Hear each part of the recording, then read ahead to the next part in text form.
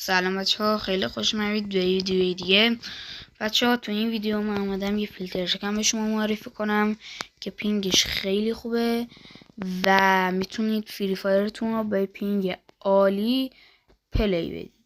بچه ها اسم این وی پی ان هات وی پی انه که من خودم هم ازش استفاده میکنم و خیلی پینگ خوبی داره. شما برای که بتونید این فیلتر شکن رو وصل کنید با یه همچین صفحه طرف و شما روی این مکان کلیک میکنید که بالای صفحه هست و یه همچین جایی میاد. شما صبر میکنید تا همه پینگ همه این سرورها براتون لود بشه. حالا میدید بعضی هاشون قرمزه چون پینگشون خوب نیست. اگر هم دیدید که مثلا پینگ هیچ کدومشون خوب نیست، چون باید پینگشون پایین باشه، چون هرچی پینگشون پایین تر باشه بهتره. اگر این پینگشون خوب نیست میتونید این فلشه رو بزنید دوباره بالای صفحه و دوباره میاد. به نظر خودم از پینگ 400 به پایین خوبه و شما سرور انتخاب میکنید و استارت رو میزنید و صبر میکنید تا وصل شه.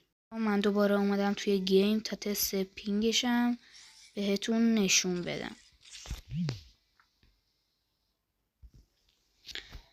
بچه ها این فیلتر شکن بگم که بعضی موقع ها ممکنه پینگش کمی بد باشه، چون ممکنه پینگ اون سرور تغییر کنه ولی آی پیش ثابته و هیچ بنی نداره. من خودم هم خیلی وقتی که از این فیلتر شکن استفاده میکنم و خیلی پینگ خوبی داره و اصلا هم دیلی نداره. میبینید که و یه پینگ بسیار خوبه بهتون.